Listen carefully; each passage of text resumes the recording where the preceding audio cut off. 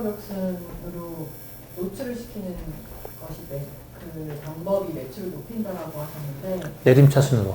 네, 이게 높은 가격, 내림차순으로 높은 가격부터 진열하는 방법이 있는데 실제로는 수법이나 외식업 식당에 가보면 거의 90% 이상이 싼 것부터 네.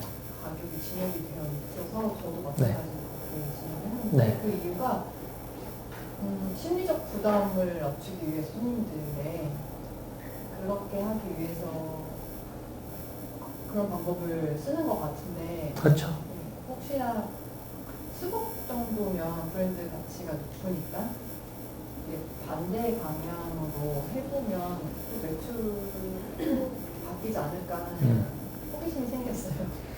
네, 그 삼성전자가 매출이 크겠어요? 스타벅스가 매출이 크겠어요? 삼성이 스타벅스에 뭐 몇십 배 매출이 크죠.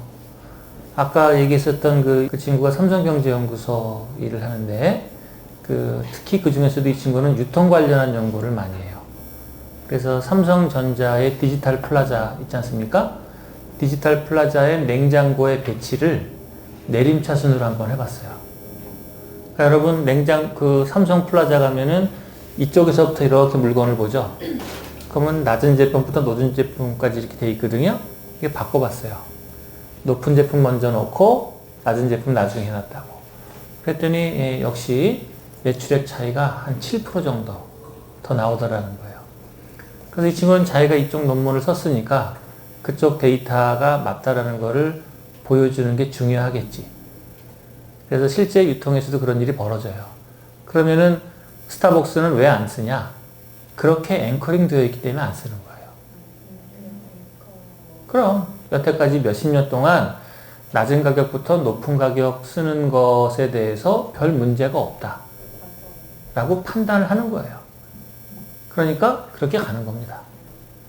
근데 만약에 제가 스타벅스라면은 이 연구, 이지연의 연구랑 CW 파기 연구가 실제로 적용되느냐 안 되느냐를 테스트해 볼 필요는 있겠죠.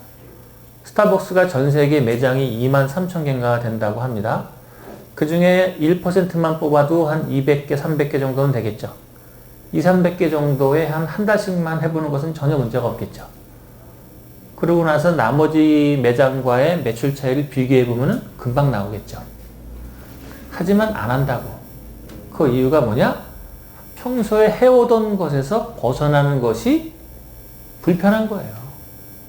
굳이 그렇게 할 필요가 있냐? 라고 하는 거죠. 그래서 안 하는 겁니다. 하지만 몇 군데에서는 이런 일을 해요. 제 수업을 듣고 가격 제시 전략을 바꿔서 하시는 분들이 꽤 있어요. 안 됐다는 얘기를 제가 들어본 적이 거의 없어요. 그러니까 이런 매장을 어느 하나가 반드시 옳다 이렇게 하지 말고 실험 정신을 가지시고 아까 가격 제시 어떻게 했습니까? 1357주는 오름차순, 2468주는 내림차순 이렇게 바꿔보는 거잖아요. 그래서 간판에 메뉴 바꾸는 게 메뉴판에 메뉴 바꾸는 게 뭐가 어렵나? 이렇게 홀수주의 한번 해보고 저렇게 짝수주의 한번 해보고 그 데이터 비교해보면은 뭐 이런 연구 필요 없이 실제 데이터가 바로 나오는 거잖아요. 그죠? 이런 거를 A-B 테스트라고 그러죠. 보통 A-B 테스트. A 해보고 B 해보고 어떤 게 더 좋은지 바로 판단해 본다. 라고 하십시오.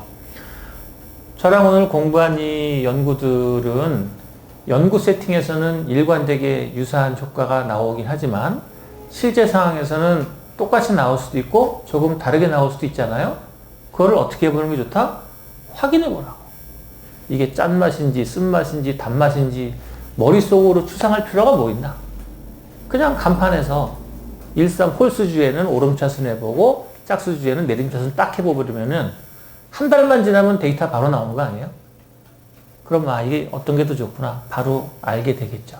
그래서 이런 연구 결과를 제가 소개시켜 드렸습니다만 이런 연구 결과를 그대로 믿는 것보다는 저 내용이 내 사업장에서는 어떻게 적용되어질까 이런 의문점을 가지고 테스트해 보시고 스스로 연구하는 자세로 접근해 보시는 게 훨씬 좋지 않을까라고 생각을 합니다. 근데 최종적으로 제가 장표 정리해드렸죠.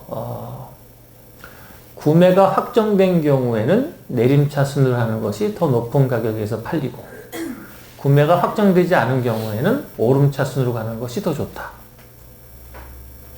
스타벅스에 들어왔으면 구매가 확정된 겁니까? 구매가 확정 안 된 겁니까? 확정된 거죠. 그런 경우엔 내림차순을 하는 게 더 높은 판매 가격을 만들 수 있게 되는 거죠. 그러겠죠? 브랜드 파워가 높은 경우는 내림차순이 좋고, 브랜드 파워가 낮은 경우에는 오름차순이 좋다. 스타벅스는 브랜드 파워가 강력합니까? 낮습니까? 강력하죠. 그럼 내림차순이 좋은 거예요. 그럼 이런 연구 결과에 따르면은 스타벅스 같은 경우는 구매가 확정되어졌고 브랜드 명망도 높아요. 그러면은 내림차순 한다고 해서 문제가 없죠. 그럼 어떻게 될까? 들어왔으면은 구매는 확정되어 있지. 하지만 브랜드는 스타벅스만 안 하죠. 그럴 때는 내림차순이 덜 유용하죠. 그럴 때는 헷갈리는 결과가 나올 수 있어요. 컨파운딩. 섞여 있을 수가 있어. 그럴 때는 어떻게 하라고? A-B 테스트를 해보라고. 뭐 고민할 게 뭐 있어. 이렇게 한번 해보고 저렇게 한번 해봐서 결과 딱 나오면 거기에 맞춰서 또 하면 되는 거지. 예?